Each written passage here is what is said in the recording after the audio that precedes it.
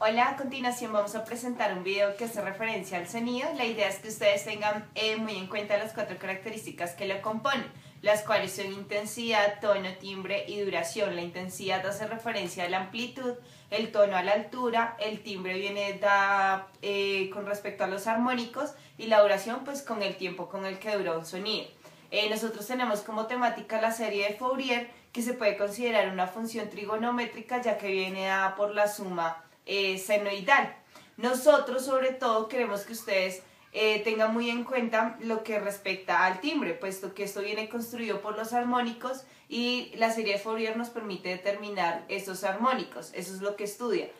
Y nos permite además diferenciar un sonido de otro dependiendo del instrumento que lo genera.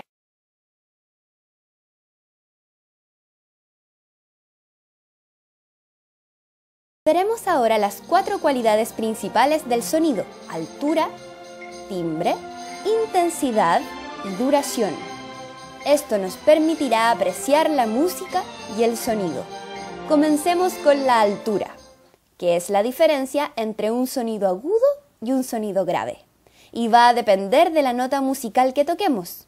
Hay notas agudas y graves. Un sonido agudo es, por ejemplo, el maullido de un gato, mientras que un sonido grave es el rugido de un león. Continuemos con el timbre, que es lo que nos permite diferenciar un sonido de otro debido a su matiz. Por ejemplo, si tocamos una nota mi en el piano y tocamos la misma nota mi en la flauta, podemos escuchar que suenan diferente, porque son instrumentos distintos, es decir, tienen diferentes timbres. Continuemos con otro de los 4 elementos básicos del sonido, la intensidad. Esta es la fuerza que tiene un sonido. Hay sonidos suaves y sonidos fuertes. La diferencia va a depender de la fuerza con que toquemos el instrumento. Por último, nos queda la duración, que es el tiempo en que se sostiene una nota. Estas pueden ser largas o cortas. Mediante la duración del sonido podemos crear el ritmo. Por ejemplo, esta melodía es más bien pausada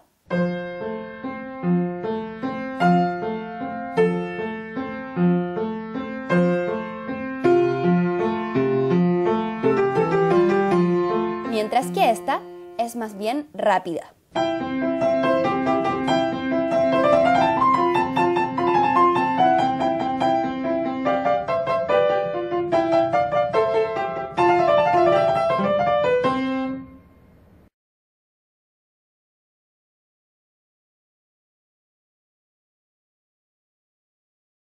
El sonido es una vibración de la materia que se transmite en forma de ondas longitudinales.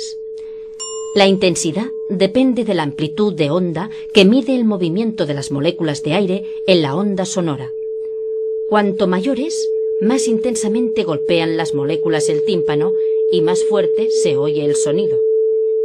El tono o altura permite distinguir entre sonidos graves y agudos, dependiendo de la frecuencia de vibración. Un sonido es más agudo cuanto mayor es su frecuencia. A través del timbre se pueden distinguir 2 notas iguales emitidas por instrumentos diferentes a partir de sus armónicos. Los armónicos son ondas simples, múltiplos de una frecuencia fundamental, que se superponen en el oído, provocando distintas sensaciones sonoras. Así, una misma nota se percibe de manera diferente si la emite un violín o una trompeta.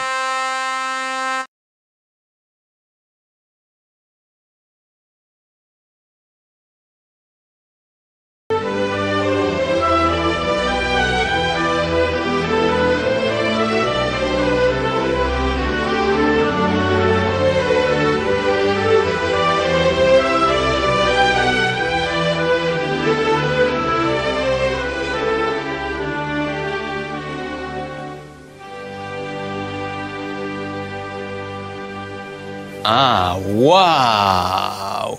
Pero este es el teatrito. ¿Y acá ensayan? Bueno, es lo que conseguimos para ensayar un rato. Estamos tranquilos acá.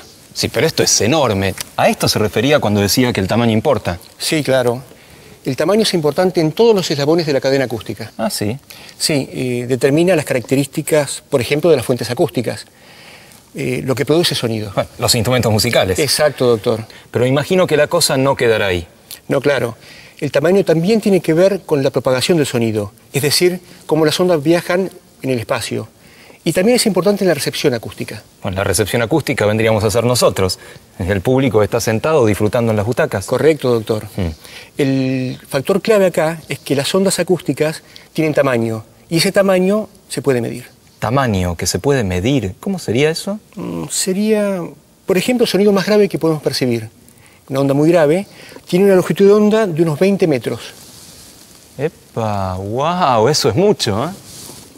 Sí, pero por otro lado, las ondas más agudas, los sonidos más agudos, tienen ondas de apenas 2 centímetros. O sea que entre 20 metros y 2 centímetros de longitud de onda están el sonido más grave y el más agudo que podemos oír los humanos. Exacto, doctor. Por eso es tan importante calcular muy bien el tamaño y la forma de los instrumentos de música y de las salas como esta. Entonces el tamaño no es lo único que importa. No, la forma también es fundamental.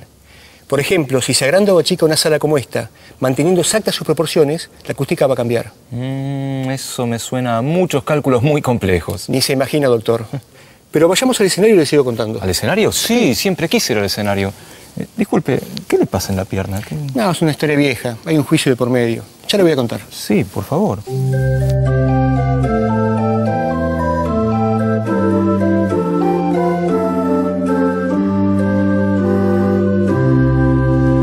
Entonces me decía que esta sala la hicieron tan grande para que suene mejor. Sí, pero siéntese, doctor. Sí, claro. Sí, es grande para que entre mucha gente. Acá entran unas 2.200 personas. Epa. Y, por supuesto, para amortizar el gasto de construir semejante teatro. Pequeño detalle. Por otra parte, cuanto más grande sea la sala, más tiempo van a tardar las ondas en ir de un lugar a otro. Por ejemplo, desde acá...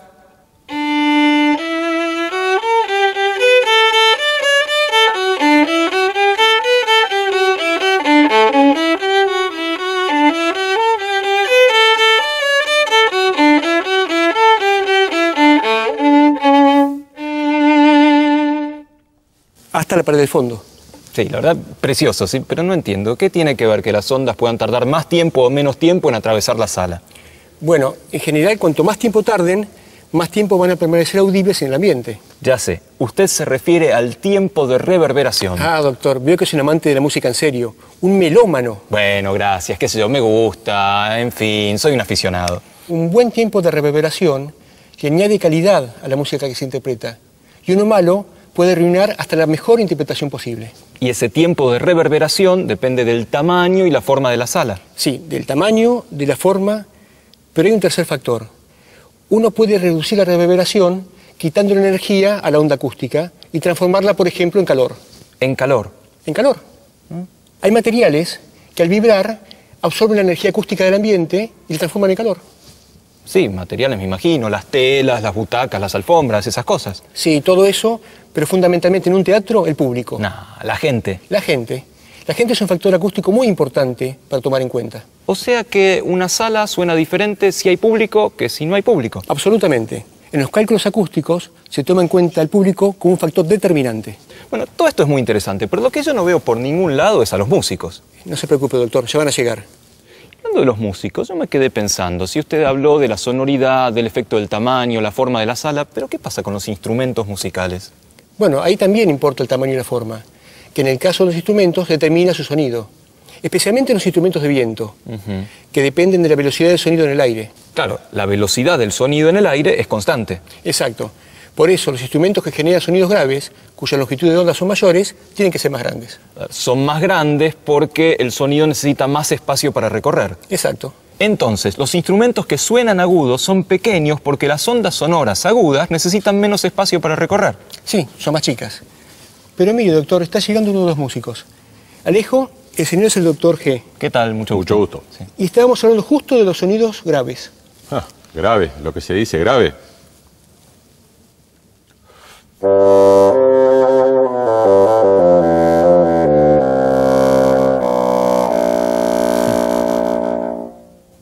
¿Ve, doctor?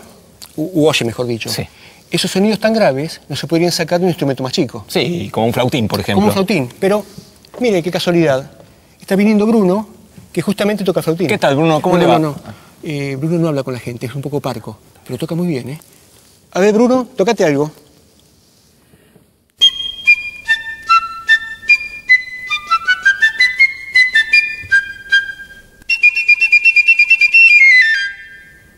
Sí, tenía razón. La verdad es que Bruno toca muy bien. Muy bien, realmente. Entonces, según lo que veníamos hablando, en los instrumentos de viento, el tamaño determina el registro. Los más grandes van a ser más graves, los más pequeños más agudos. Sí, exacto. Pero ¿y qué pasa con el resto de los instrumentos? ¿Con los de percusión, los de cuerdas? ¿Cómo es? Bueno, ahí actúan otros factores, como el peso y la rigidez de los materiales. En el caso de violín serían las cuerdas. Claro. Y en la percusión, las placas y las membranas. Buenas. Buenas, ¿qué tal? ¿Cómo ¿Qué le va? tal, Coqui? Doctor, él es Coqui. Sí, me imagino, sí, Coqui. ¿Qué tal? ¿Ves, doctor? En el cello, las 4 cuerdas tienen igual tamaño. Sí. Pero las más pesadas suenan más grave.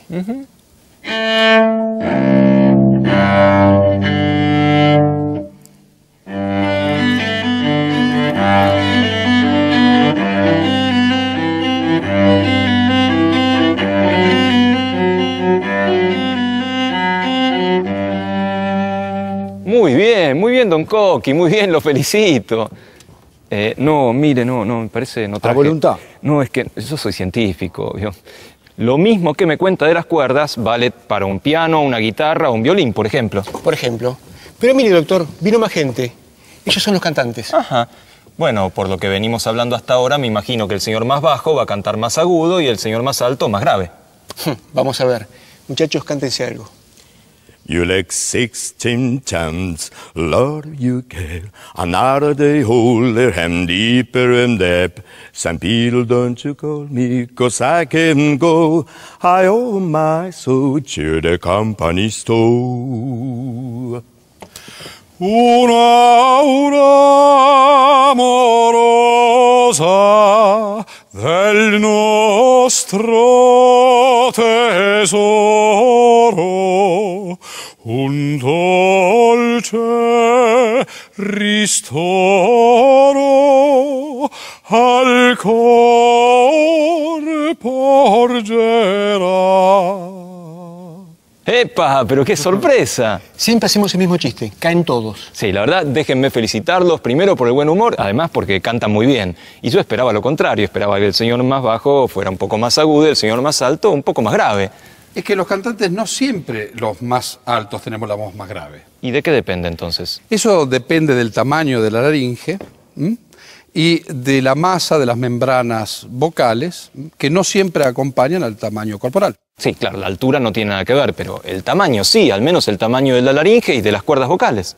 Bueno, mire, cuerdas, lo que se dice cuerdas, no hay, ¿no? Son membranas vocales y tenemos 2 pares.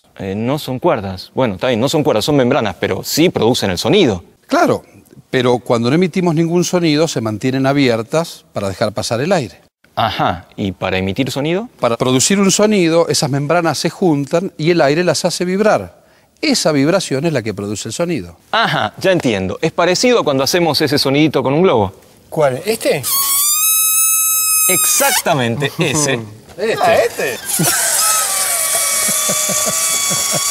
Sí, gracias. Sí, me refería a ese sonido en particular. Muchas gracias. Sí. No hay por qué, doctor, pero al igual que el globo, las membranas vocales se deben tensar y juntar un poco más para producir un sonido más agudo. Ya voy entendiendo. Entonces pasa menos aire y vibran a una frecuencia superior. ¡Qué notable! Mire, doctor, todo muy lindo, pero tenemos que ensayar. Ah, sí, lo entiendo. Disculpe, la verdad que estoy muy agradecido. Aprendí cosas muy interesantes hoy. No, fue un placer realmente, pero si me permite... Ah, sí, disculpe. Bueno, hasta luego. Yo me voy a acomodar en la butaca.